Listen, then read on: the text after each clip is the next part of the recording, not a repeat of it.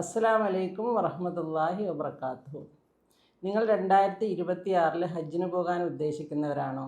എങ്കിൽ ഈ വീഡിയോ നിങ്ങൾക്കുള്ളതാണ്. ഇത് സ്കിപ്പ് ചെയ്യാതെ നിങ്ങൾ മുഴുവനായിട്ടും കാണണം. അതുമാത്രമല്ല, എൻ്റെ ചാനൽ സബ്സ്ക്രൈബ് ചെയ്തിട്ടില്ലെങ്കിൽ സബ്സ്ക്രൈബ് ചെയ്യുക, ഷെയർ ചെയ്യുക, ലൈക്ക് ചെയ്യുക. ഇനി എന്തെങ്കിലും സംശയം ഉണ്ടെങ്കിൽ ചോദിക്കാനും മറക്കണ്ട കമൻറ്റിലൂടെ. ഓക്കെ, അപ്പോൾ നമുക്ക് തുടങ്ങാം. 2026 ഹജ്ജിന് പോകാൻ ഉദ്ദേശിക്കുന്ന ഹാജിമാർക്ക് വേണ്ടി സൗദി ആരോഗ്യ മന്ത്രാലയം പുറത്തിറക്കിയ ചില നിർണായക വിവരങ്ങളാണ് ഞാനിവിടെ പറയാൻ പോകുന്നത്. അതായത് ചില ഗുരുതര ആരോഗ്യ പ്രശ്നമുള്ള ഹാജിമാർക്ക് ഇപ്രാവശ്യം ഹജ്ജിന് പോകാൻ പറ്റില്ല എന്നുള്ളതാണ് നിയമം. അതെന്തൊക്കെയാണെന്ന് നമുക്ക് നോക്കാം. ഒന്നാമതായി ഡയാലിസിസ് ചെയ്യുന്ന വൃക്കരോഗികൾ. രണ്ടാമതായി കരൾ രോഗമുള്ളവർ, അതായത് സിറോസിസ് പോലുള്ള സീരിയസ് അസുഖമുള്ളവർ, അതായത് കരളൊക്കെ ചുരുങ്ങിപ്പോയി അത് ഫങ്ഷൻ ചെയ്യാത്തവർ.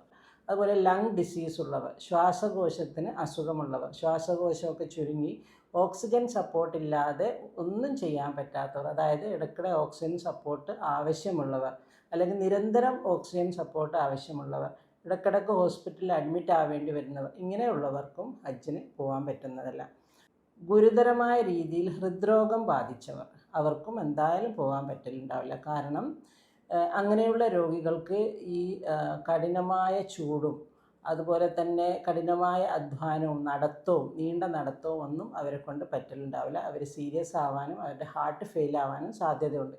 അതുകൊണ്ട് ഒന്ന് കിടക്കുമ്പോഴോ അല്ലെങ്കിൽ ഒന്ന് അനങ്ങുമ്പോൾ പോലും ശ്വാസത്തിന് ബുദ്ധിമുട്ട് വരുന്ന ഹൃദ്രോഗികളുണ്ട്. അവർക്കൊന്നും ഇപ്രാവശ്യം പോകാൻ പറ്റലുണ്ടാവില്ല. പിന്നെ മാനസിക രോഗമുള്ളവർ, അതായത് ഡിപ്രഷൻ, ആങ്സൈറ്റി, പാനിക്, പേടി, ബേജാറ്, ചിന്ത, കരച്ചിൽ, ഇങ്ങനെയുള്ള രോഗങ്ങളുള്ള മാനസിക രോഗികൾക്ക് ഇപ്രാവശ്യം പോകാൻ പറ്റലുണ്ടാവില്ല. ബ്രെയിൻ സംബന്ധമായ രോഗമുള്ളവർ, ഡിമെൻഷ്യ പോലുള്ള മറവി രോഗങ്ങൾ, അതുപോലെ അപസ്മാരം ഇളകുന്ന രോഗികൾ, ഇവർക്കും പോകാൻ പറ്റില്ല എന്നാണ് സൗദി മന്ത്രാലയം അറിയിക്കുന്നത്. ഒരാളിൽ നിന്ന് മറ്റൊരാളിലേക്ക് പകരുന്ന ഫീവർ, പനി ബാധിച്ചവർ, അതുപോലെ തന്നെ ഹെമറേജിക് ഫീവർ, ഇതൊക്കെ വളരെ സീരിയസ് ആയിട്ടുള്ള ഫീവറാണ്.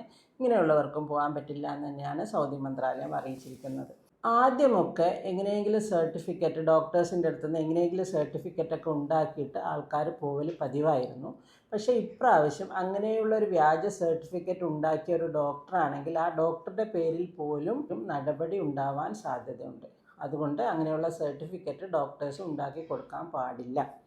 പിന്നെ അതുപോലെ തന്നെ എങ്ങനെയെങ്കിലും നമ്മൾ അങ്ങോട്ട് കയറി ചെന്ന് സൗദി അറേബ്യയിലെത്തി അവിടെ വെച്ചിട്ടാണ് നിങ്ങൾക്ക് ഇങ്ങനെയുള്ള ഗുരുതര രോഗമുണ്ട് എന്ന് കണ്ടുപിടിക്കുന്നതെങ്കിൽ നിങ്ങളെ അവിടെ നിന്ന് തിരിച്ച് നമ്മുടെ നാട്ടിലോട്ട് അയക്കുന്നതായിരിക്കും. അതിൻ്റെ ചെലവ് മുഴുവനും